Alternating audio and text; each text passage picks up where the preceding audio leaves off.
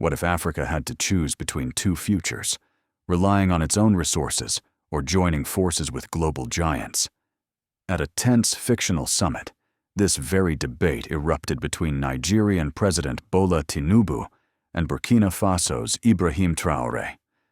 Their heated exchange captivated the room, but Traoré's closing argument flipped everything on its head. Here's how their clash reveals a road forward that no one saw coming. Before we move on, I'd like to ask you a small favor. If you appreciate this content, please take a second to like this video and subscribe to the channel. Over 98% of you watch the videos without subscribing. It costs you nothing, but it makes a huge difference to us. So, did you click the subscribe button? Great. Thank you so much. Now, back to the video. What happens when two powerful leaders face off over Africa's future? At the fictional summit in Abuja, Nigeria, the stakes couldn't have been higher. Leaders from across the continent had gathered to debate a critical question. Should African nations focus on integrating into the global economy, or should they turn inward to build self-sufficient economies? At the center of this debate were two figures: Nigerian President Bola Tinubu and Burkina Faso's Ibrahim Traoré. Representing starkly different philosophies, their clash brought both tension and clarity to the room. The audience in the expansive hall was seated in clusters, organized by region, their expressions a mix of curiosity and skepticism. The air was thick with expectation as Tinubu began outlining his vision.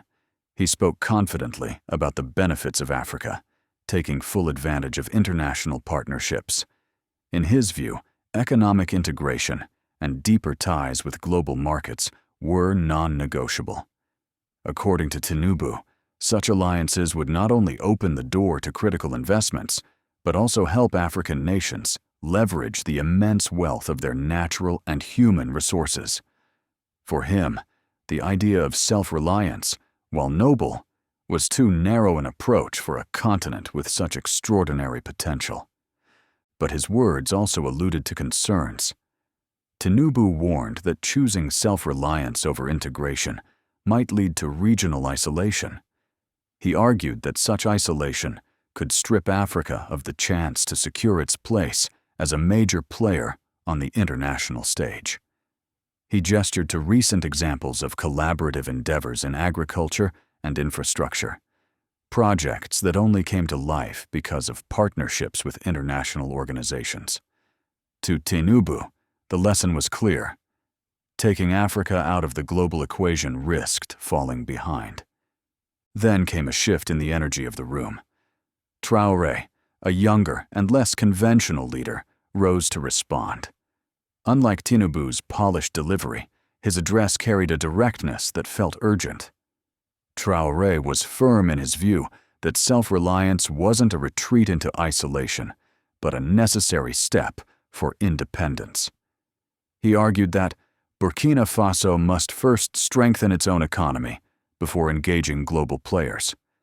According to Traoré, no amount of international investment could replace the control and value nations could derive from building their industries internally.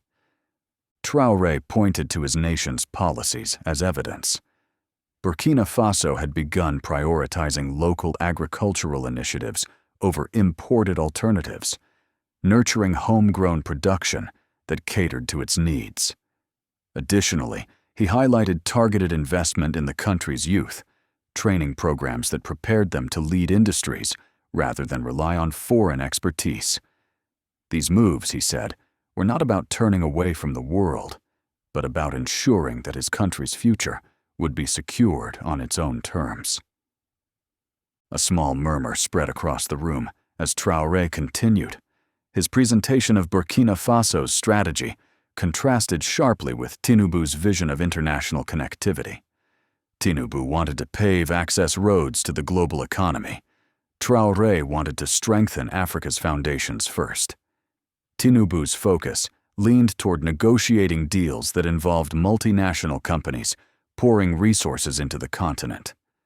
Traoré, on the other hand, openly questioned whether such deals truly prioritized the well-being of African citizens, or simply offered an easier way for outsiders to gain access to Africa's natural riches. "You speak of building bridges to the world," Traoré said, addressing Tinubu directly. "But without strong foundations at home, those bridges lead nowhere." His words struck a chord and left visible reactions in the room.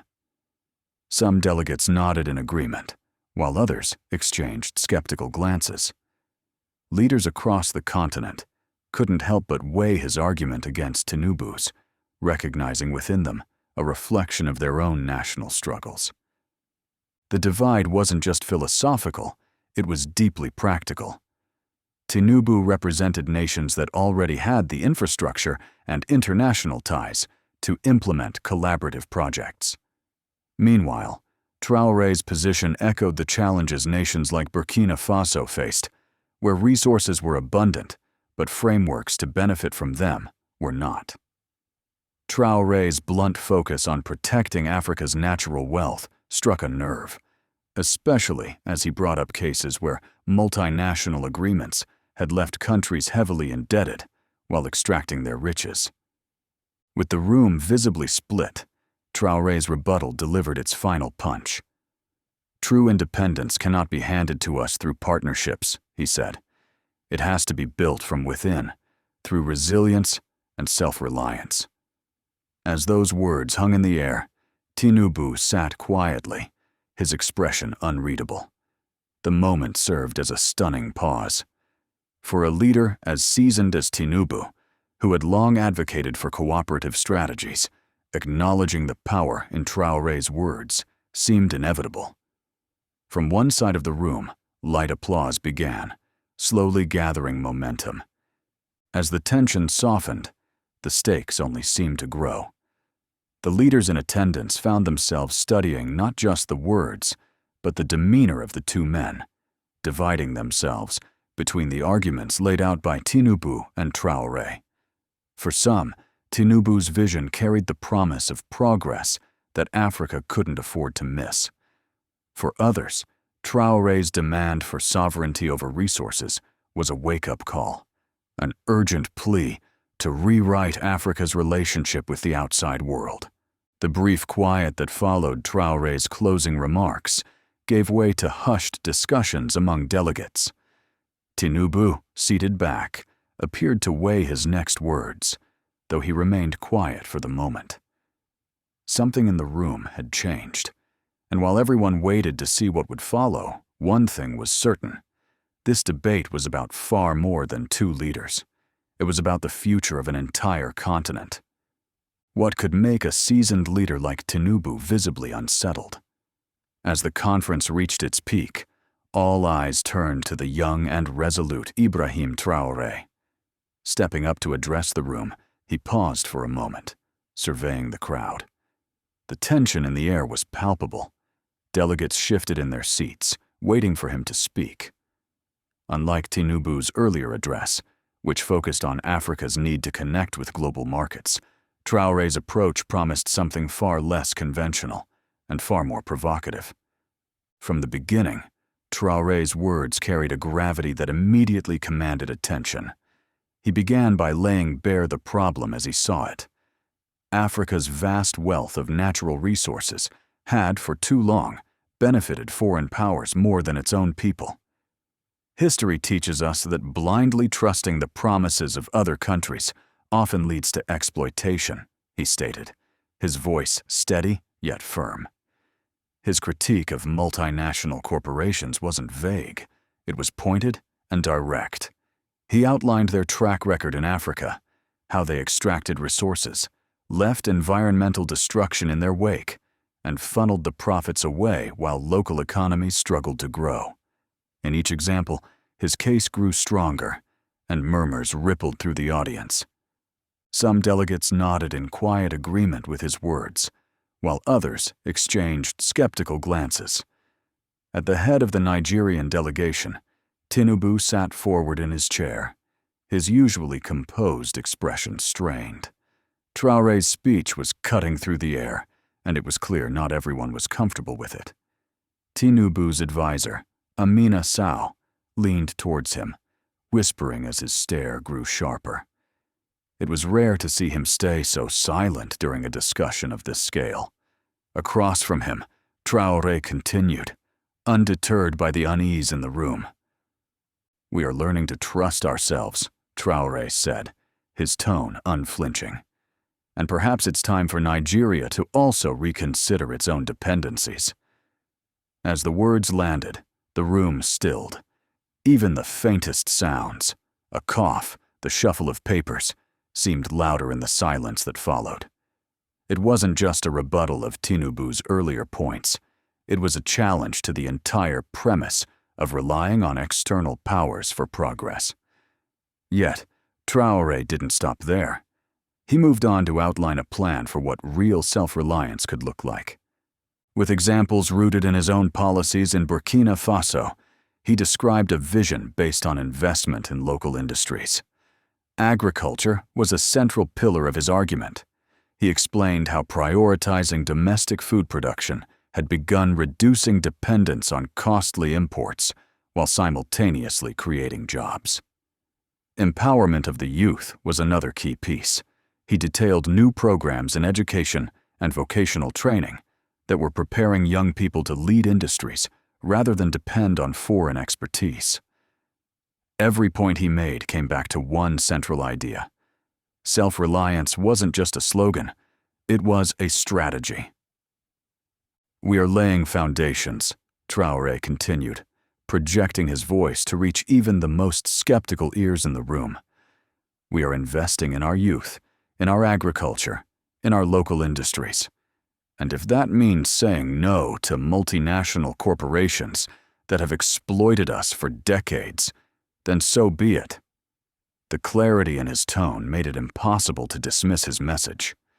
At the mention of no to multinational corporations, a ripple of applause grew from one side of the audience, swelling as others joined in. Tinubu's face remained unreadable, but his hands were clasped tightly on the table before him. Traoré emphasized that his vision of self-reliance was not about isolation. "This is not about closing doors to the world," he said, addressing the unspoken critique. "It's about ensuring that when those doors are open, we are ready. Our infrastructure must be solid. Our industries must be prepared. Our people must own the value of their efforts. Without that, what we call partnership is just another form of dependency." His words hung in the air, drawing more nods from sections of the audience. For some leaders in the room, it was a stark reminder of their own struggles with balancing foreign deals and national sovereignty. The moment that truly shifted the energy in the room came near the end of his speech. Looking around at the sea of dignitaries, Traoré declared, "Africa's bridges to the world must be built on solid foundations, not fragile pillars." The applause that followed was louder this time. Delegates from smaller nations in particular seemed moved, perhaps seeing in his words a reflection of their own challenges. Others remained hesitant, unsure if his fearless commitment to self-reliance could work in practice. And yet, even among those who didn't leap to cheer, something was undeniably different. Tinubu, seated quietly through it all, tapped his finger lightly on the table, a small motion, but one that revealed an unmistakable tension. His well-crafted arguments for global integration suddenly felt vulnerable under the weight of Traoré's impassioned address. While he had spoken about partnerships, Traoré had spoken about ownership, a nuanced difference that was hard to ignore. It wasn't that Traoré had dismantled Tinubu's vision outright. Instead, he had turned the room's attention to questions they hadn't been asking, and that alone was enough to leave Tinubu unsettled. As Traoré paused, the applause swelled again. Tinubu didn't move right away. His expression seemed to suggest contemplation, perhaps even re-evaluation.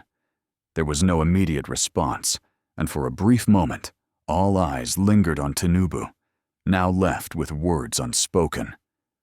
The room, now buzzing with energy, had shifted. What came next, however, would reveal a development that no one had anticipated. The room was still rippling with energy from Traoré's powerful words when something utterly unexpected happened. Just as his critique of multinational exploitation and his call for self-reliance appeared to draw a hard line, Traoré shifted the tone. He leaned slightly forward, locking eyes with Tinubu across the table, and proposed something that no one had seen coming. "Burkina Faso may be strengthening its foundations," he said, his voice steady. "But strong nations don't grow alone. Mr. President, I want to suggest a partnership with Nigeria." A murmur of stunned conversation swept across the room. The same man who had just passionately argued against external dependency was now extending a hand toward collaboration. Delegates exchanged wary glances, unsure of what this proposal meant for the ideological chasm that had dominated the day. Tinubu raised an eyebrow and shifted slightly in his chair, clearly caught off guard. His fingers pressed lightly against the tabletop as he processed Traoré's unexpected suggestion. For a moment, the silence felt like a taut wire stretched too thin. Traoré, sensing the weight of the room's hesitation, moved quickly to clarify. "Let me be clear," he began, his tone calm but determined. "This is not about compromising the sovereignty of our nations. It is not about abandoning self-reliance, but about recognizing that collaboration does not mean dependency. It means finding ways, strategic ways, to strengthen each other without erasing what makes us strong individually." These words carried a rhythm of calm logic, aiming directly at the doubts swirling in the minds of those present. Strategically, he framed the partnership not as a betrayal of his earlier arguments, but as a step toward lifting the region collectively. He turned to examples of what collaboration between Nigeria and Burkina Faso could look like. Traoré suggested shared initiatives in agriculture, where Burkina Faso's existing focus on local food production might be bolstered by Nigeria's larger-scale infrastructure. He spoke about regional energy projects, imagining scenarios where the countries could jointly use their natural resources to reduce reliance on foreign oil companies. The way he framed it drew a clear line between partnership and subservience. Working together was a choice, not a necessity forced by outside powers.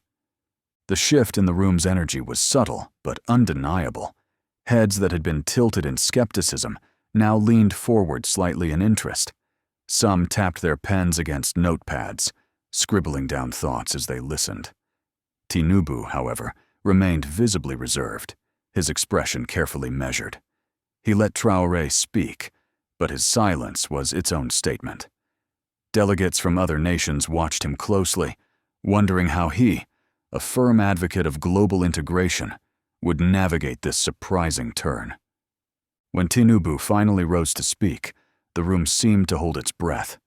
He began softly, his voice carrying a deliberative tone rather than his usual commanding presence. "The passion in your argument, Traoré, is undeniable," he said, his words deliberate, as though weighing each one before releasing it. "And your vision for a continent that builds its strength from within is something I respect immensely." There it was. An acknowledgement, a shift. Tinubu hesitated for a moment, glancing at the rows of expectant faces before continuing. "But none of us can stand completely unaffected by the global systems into which we are already so intricately connected. To build a strong Africa requires self-reliance, yes, but it also requires partnership, and not just within our borders, but with the world." Yet, even as Tinubu laid out his enduring belief in integration, there was something different in his tone. It wasn't dismissal, it was consideration. Tinubu's words began to shift as he reflected on the emotional resonance of Traoré's speech. "Perhaps the path forward," Tinubu said finally, is not about either self-reliance or integration. Perhaps it lies in balancing them, in ensuring that any external partnership begins here, among us. He gestured at the leaders gathered in the room, his voice growing steadier. Because without regional unity, no global partnership will ever truly serve Africa. Traoré nodded slowly in agreement, his expression softening as the tension in the room seemed to give way to possibility. What followed was a swift and practical discussion between the two leaders. On stage, they formally agreed to a joint working session to outline the logistics of their proposed partnership. The room, just hours earlier, filled with undercurrents of division, began to hum with cautious optimism. Concrete plans began to emerge. Traoré and Tinubu spoke about building trade routes that prioritized the safe transport of agricultural goods within the region, boosting economic cooperation. There were mentions of capacity-building programs aimed at developing local expertise in sectors like renewable energy and technology. Both spoke about supporting initiatives that would lift entire communities rather than simply meet GDP targets. The atmosphere had transformed. Where earlier there had been visible divides, whispers of dissent, and cold stares between opposing camps, there was now a growing sense of hope. Delegates, inspired by the unexpected alignment of the two leaders, exchanged ideas about how they might adapt similar approaches back in their own nations. The applause that filled the room was not just for the agreement reached, but for the sense of possibility it represented. When the conference concluded, there wasn't just satisfaction in the air, there was inspiration. The partnership between Nigeria and Burkina Faso, rooted in mutual respect and shared goals, felt like a model for what so many in the room had only imagined. An Africa that could devise its own solutions while respecting the unique priorities of each nation. Delegates lingered behind, catching snippets of conversation between the two leaders, now speaking with something that seemed almost like camaraderie. It was clear that a new precedent had been set, and the eyes of the continent would soon turn toward what happened next. True progress often emerges from the ability to balance self-reliance with cooperation. This fictional compromise between Traoré and Tinubu serves as a reminder that no single vision can fully address Africa's complex challenges. Their journey from clashing ideals to mutual understanding outlines a model for navigating similar divides across the continent. Viewers may consider how African nations can build partnerships that respect their sovereignty while embracing collective growth. Leaders willing to engage in dialogue and explore innovative solutions, like Traoré and Tinubu, demonstrate what's possible when unity and independence intertwine. The future depends on bold choices, and those choices start with meaningful conversation,